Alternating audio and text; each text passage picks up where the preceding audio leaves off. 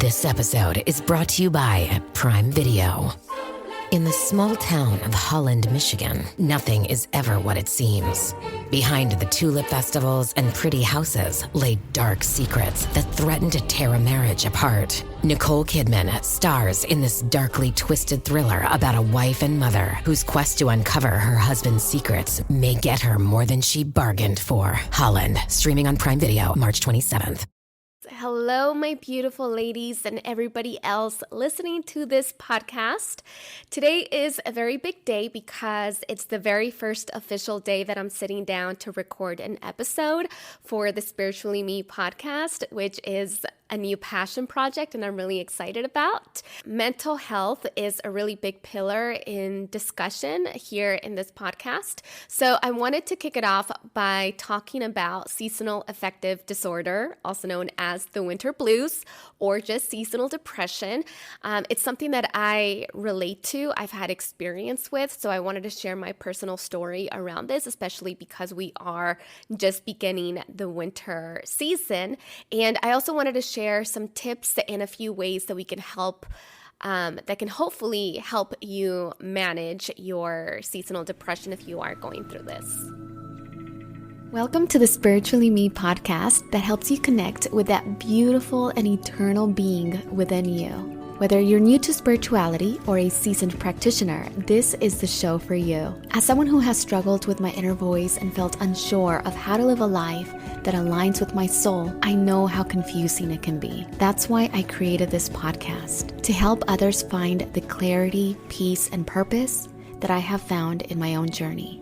So if you're craving guidance, support on your journey towards spiritual awakening and divine connection, tune into this podcast for your weekly dose of inspiration. I'm Dulce Candy, your Latina sister, and this is Spiritually Me. Before we begin, please make sure to subscribe to the podcast, leave a review and a comment. You guys know I love listening to your feedback, so your feedback is super valuable and a really great way for me to connect with you guys, especially if you are not watching the episode on YouTube. I want to know what you guys think. That's my favorite part. So leave a review and a comment, and I can't wait to connect with you guys there. Let's begin by defining what is seasonal affective disorder, aka SAD, or the winter blues, seasonal depression. The Mayo Clinic actually describes this as a mood disorder characterized by depression that occurs at the same time every single year. Researchers still don't know necessarily what is the actual cause of the winter blues, but even though I live in Los Angeles and we still have sunshine, it's not that cold, it's not like horrible weather, there's still the change that happens in the winter. And I feel like for me, it's more of like the darkness, the coldness, and just kind of seeing everything dead outside. I actually want to start off by just sharing a little bit of my own story, just a little bit of a trigger warning. We are going to be talking about thoughts of not being on planet Earth. So if you are very sensitive to that, maybe this is not the time to be tuned into this episode. But I also want to be open and honest about my experience because I feel like the topic of mental health is still very taboo in the Hispanic community because I've experienced the fact that it's still a stigma and a taboo, even though we've done already so much in terms of progress and talking about things like this. There still seems to be this kind of feeling that you are crazy or something is wrong with you, and it feels a little bit like shame. So I understand why so many people who are told that because of cultural or religious beliefs, we're told that these are mentiras del diablo, or you're being possessed by a demon, or just pray it away. You need to get closer to God if you're experiencing any kind of mental health, or you're just looked at like, what is wrong with you? You are crazy. And so this keeps so many Latinos and people of color, women of color especially, from even seeking professional help. And they find a way to just kind of shove it down and not talk about it, suppress it, and things get worse. And so that's why I am so passionate about mental health and sharing this. And I feel like this is why God, for me specifically, put me through living the experience of being a depressed and suicidal child, yes, because I had my first suicidal thought when I was 8. And I didn't have my first attempt, but I did. And I've shared this before. I remember just getting a big fat red marker and coloring my wrists and just laying there on the floor hoping my parents would find me because I wanted attention. But I've had these kind of dark thoughts since I was a very little girl, and they got worse when I hit puberty. And then they disappeared. And then when I hit 25, I had those thoughts again. And then they came back a year ago.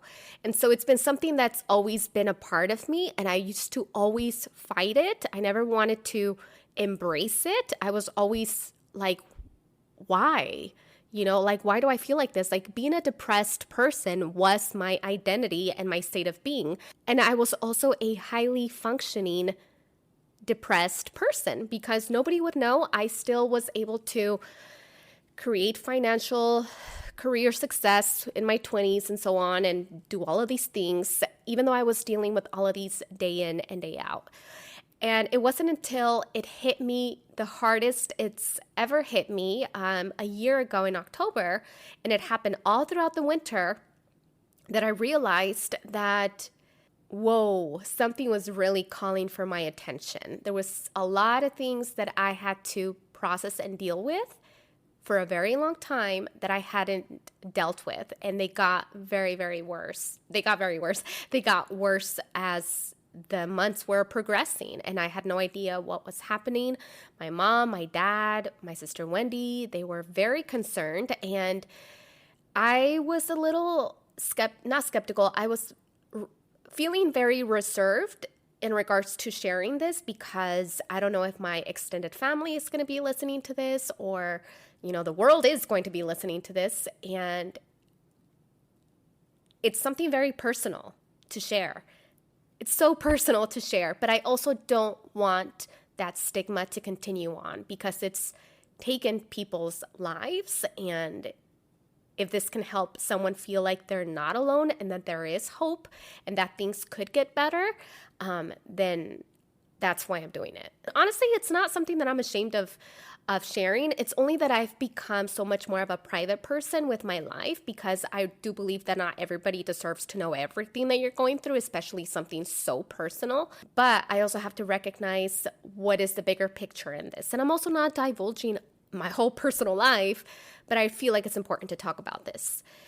And so when I started my meditation practice, a year ago, actually, I started my meditation practice, and I started meditating twice a day, 20 minutes. And I had never really meditated before like that, and actually meditating and focusing and concentrating on my mantra, which is my sound, my vehicle that takes me within to meet my highest self.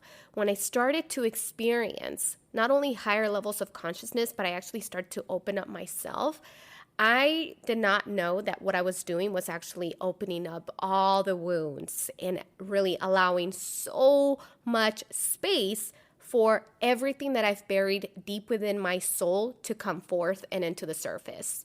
And so that's why when you do have a mental disorder or you suffer from schizophrenia or something a lot more challenging, it's recommended that you definitely have someone with you to guide you or overcome those challenges first before starting a meditation practice, because it opens you up to all of your feelings and everything comes to the surface.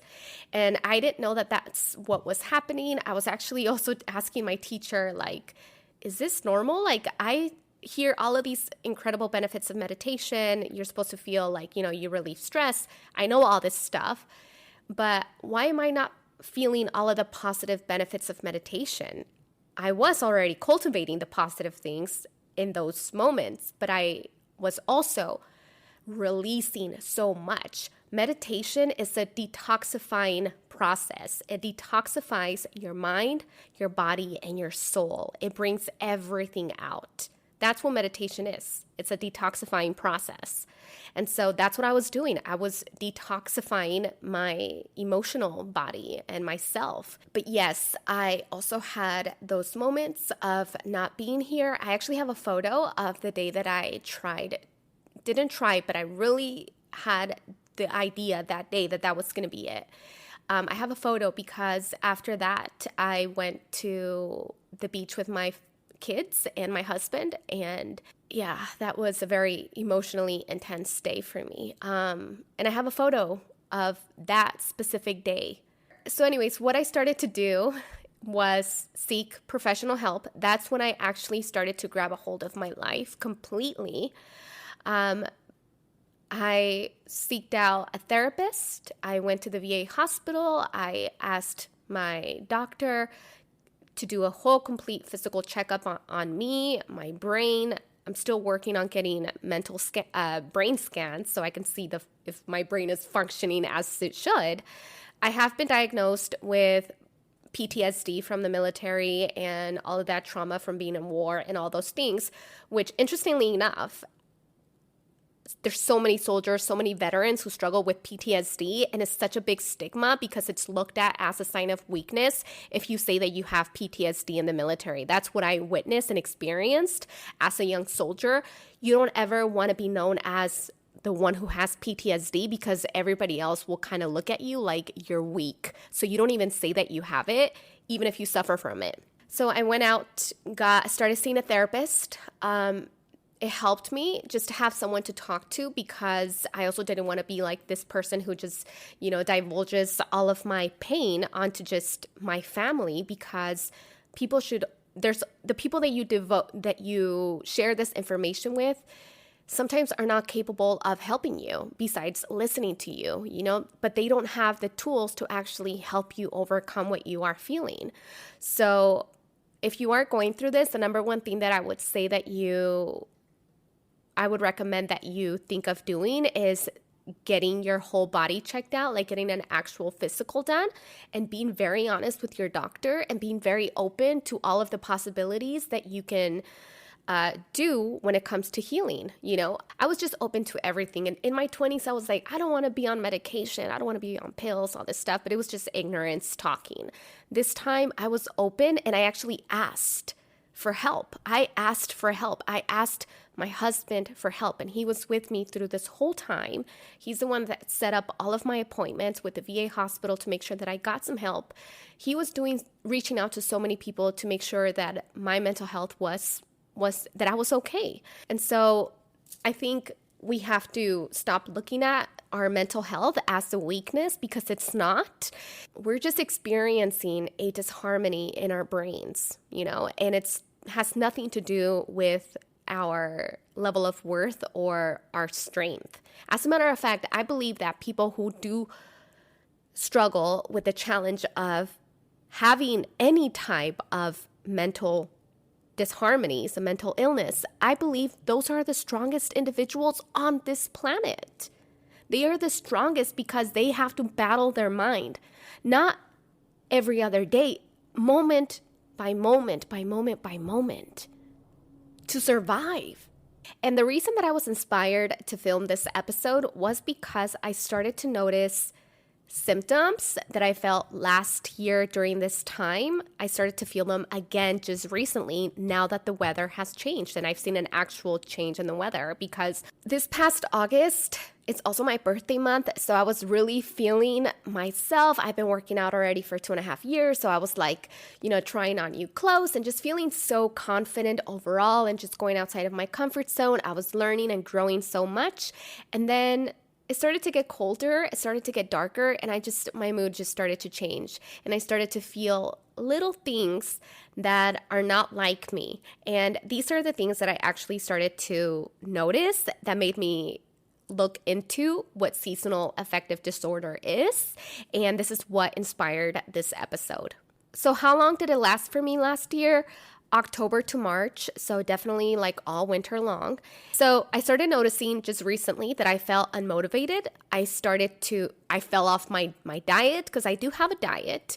There's certain goals that I'm working towards when it comes to my physical body. So I have a diet that I follow that makes me feel so great, and I'm super happy. It's not a diet where I restrict myself, but it's definitely a diet that nourishes me. A lot of it is plant-based, and I eat at specific times of the day also, because I just want to be more regular with my body overall. So I started to eat a lot of takeout and overeat, actually. So I was craving a lot of bread, a lot of carbs. I just wanted comfort food. I wanted things that just felt good to my body. I also started to sleep in. And those that know me, you know I'm all about a morning routine. And I also wake up at 4 or 5 in the morning every single day, because I am committed to seeing how far I can push my limits. And all of that has to do with overcoming all of my mental illnesses. I was also feeling a little bit hopeless, started to compare myself, which are ugly feelings that I hate feeling. I felt my brain was also scattered. I wasn't sticking to my day-to-day routine or my actual spiritual practice also. So I was going straight to work, which is something that I never do. But I started to notice that I was really changing for the worse. I wasn't following the things that keep me grounded and create the foundation for a beautiful life and a beautiful day. I did this incredible IG live with the one and only beautiful Queen Ava Mendez, and I made myself a little vodka with orange juice that day just so I can ease my nerves a little bit. But after feeling the way that I felt, I started to want that feeling a little bit more. I didn't start drinking after that, because I started to just be aware of like, these are unhealthy habits that I feel like I'm starting to form, and I completely let go of the things that keep me grounded. The only thing that I kept doing was working out, but even then, not consistently like I usually do. And I did keep my meditation practice, because those are the things that I just feel guilty if I don't do them. So those are the things that I started to notice. Now, let's go into what is actual seasonal affective disorder. You know, the Mayo Clinic describes this as a mood disorder characterized by depression that occurs at the same time every single year. Typically, this happens in people where the climate is, there's less sunlight at certain times of the year. So anywhere really far up north and down south from the hemisphere. Don't brush off that yearly feeling as simply a case of the winter blues or a seasonal funk that you just have to tough out on your own. Take steps to keep your mood and motivation steady throughout the year, right? So symptoms. If you are experiencing, and again, this is not medical advice whatsoever, I'm actually reading this from the Mayo Clinic, feeling hopeless, sad, down most of the day, nearly every single day, you just kind of feel sad, losing interest in activities that you once enjoyed. I was just talking about that.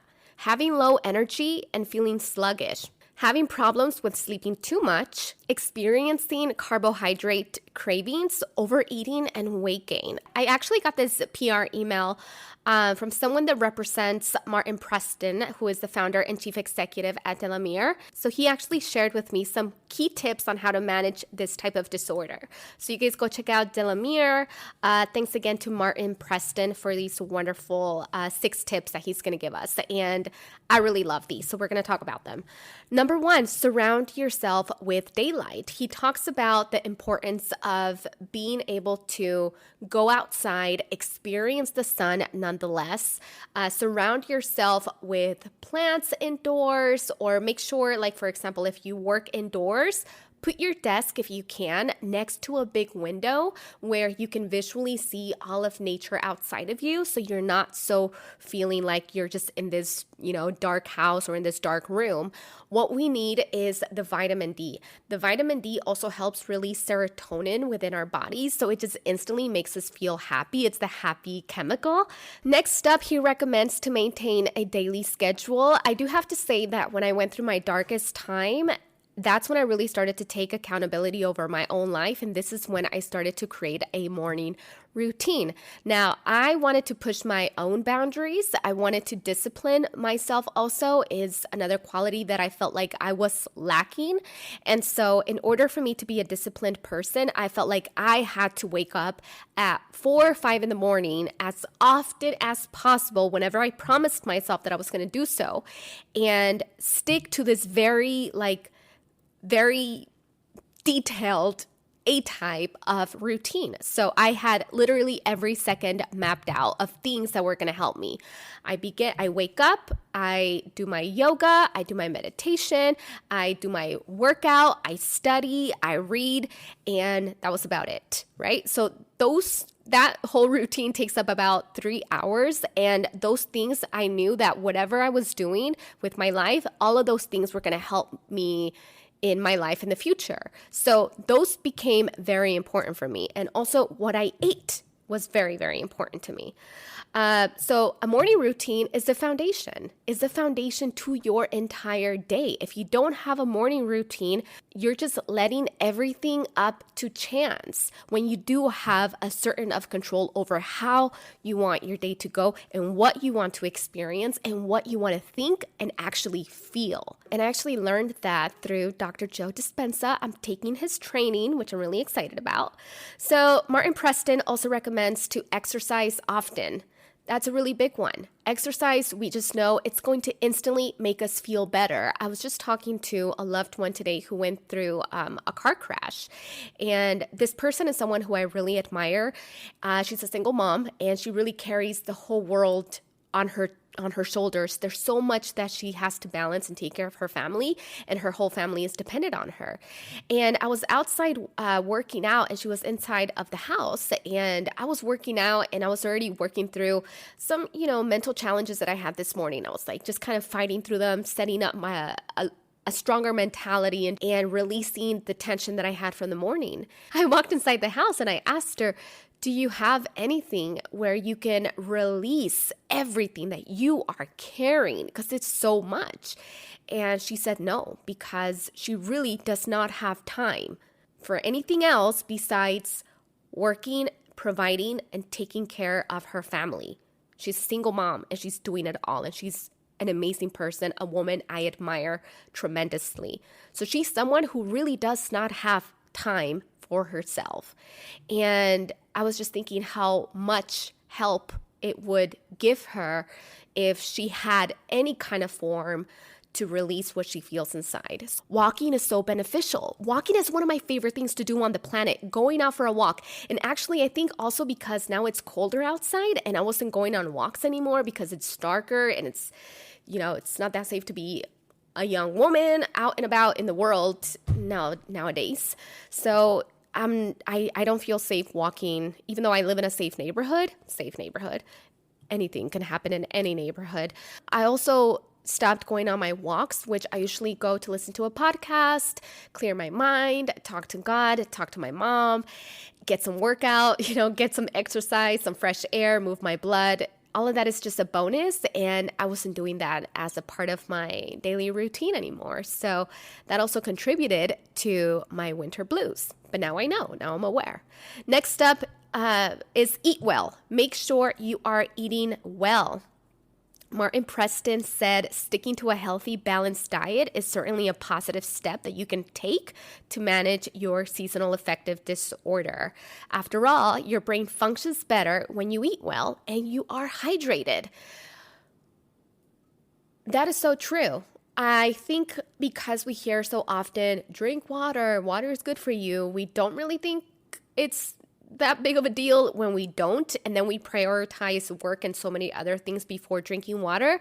I know that whenever I have a headache, it's because I haven't hydrated. If I'm feeling irritable, it's because I haven't hydrated. I just feel more energized. I feel happier. I feel more ready to accomplish and tackle my goals when I drink water and I make it a priority. Drinking water and hydrating myself is a part of my to-do list. Every single day throughout the day, I am drinking water because I know how I feel when I don't drink water. Eating well is so important too, because I feel like when I am feeling depressed, I tend to just want to eat more takeout and just eat food that just makes me feel good. Sometimes if I'm not feeling well, I'll just tell my hubby, like, just take me to Topper's Pizza. I just want a Topper's Pizza right now. And I feel like crap right afterwards. I feel worse, and then I feel bloated, and then I look in the mirror and I'm just like, I'm not happy. It really does make me feel worse. So just being conscious of the way that food makes us feel is such a big deal. When I started my spiritual awakening, just naturally, I was just drawn to a more plant-based diet. It just naturally happened to me. I just naturally did not want to eat chicken like that. I just didn't want to eat those things anymore because what I was going through and the fact that I had thoughts of not being here, the last thing that I wanted to do was to eat things that would make me feel worse. So right now when I'm not in a deep state of depression, I do crave comfort food. But when I was in the deepest end, ironically, and actually when I started my spiritual awakening and I was in the midst of the dark night of the soul and that moment of my life, I just could not picture myself when I finally started taking accountability over my life. I just couldn't picture myself eating things that were going to make me feel worse. I just wanted to eat things that would make me feel better. I just wanted things that were filled with vibrational, high quality energy, foods that are actually full of life. When you consume those, your body just powers up. Your soul, you start to glow. Your eyes become wider. Your skin clears up. You just look like a diosa. And I remember thinking to myself, what is the highest version of myself? How can I attain that? And I started to visualize myself with the healthiest skin, healthiest hair, healthiest eyes, like the brightest white eyes, the most beautiful smile, luscious, healthy hair, the healthiest version of myself. Who is that and how can I obtain that? And my diet changed tremendously because of that. So that was my own personal decision and choice. Number 5, keep in regular with your loved ones. Yes, he said, another common symptom of seasonal affective disorder is finding it hard to stay in touch with friends and family because you just want to stay secluded in your own bubble, especially if you don't really open up to people about what you're going through. Make sure that you make an effort to hang out with people, to see them, to be in their company of people who love you, who support you, and who can hold space for you and are not going to look at you like, esto está triste de vuelta, or something like that. Like that is not the vibe that you need at all or that you deserve. Amp up your self-care routine. He says to really make time for the things that fill you up. What are those things that light your soul on fire? What do you love to do where you go into that state of trance? What do they call it? The flow state, where you're just completely lost track of time and you're just in the moment. That's what meditation also gives you, that feeling of just losing track of time, the moment. And the last thing that I wanted to leave you guys off with was the power of alchemizing your energy. Like if you are in a depressive state of being right now, one of the things that helped me out a lot was redirecting that energy, because that energy is very potent and it's very powerful, right? It can really change up your whole world in a very drastic way. So instead of letting it consume us, why not take that energy and shift it towards something else, right? Alchemize that energy, transform that energy. And I also just wanted to add a final disclaimer is that even one mental illness does not look the same in every single person. So however I experience winter blues is going to be even completely different to how you perceive it and how you experience it in your own life. I just wanted to share my own personal advice, the things that have helped me, because I really do feel like depression is not something that is in control of my life anymore like I used to let it be in control. It's something that I definitely do have the power to influence tremendously, and it's given me a lot of self-confidence and power over my own life. And now that I have the awareness, I was able to notice the little things within me that were changing instead of letting them progress into something that I thought was just my normal state of being, like that depressive state of being where I feel out of control and out of balance and not in harmony with my life. I thought that was normal, but it wasn't. It's just that I didn't have the awareness and the tools that I have today that have really helped me take control of that. Thank you so much for listening. Remember to prioritize your mental, spiritual, emotional, and physical health, especially during this time period of coldness and darkness. And if you'd like to help support the podcast, please share it with others, post about it on social media, or leave a rating and review. To catch all of the latest from me, you can follow me on Instagram at Dulce Candy or on YouTube at Sweet Soul. Thanks again, and I'll see you next time. Have a blessed and beautiful day.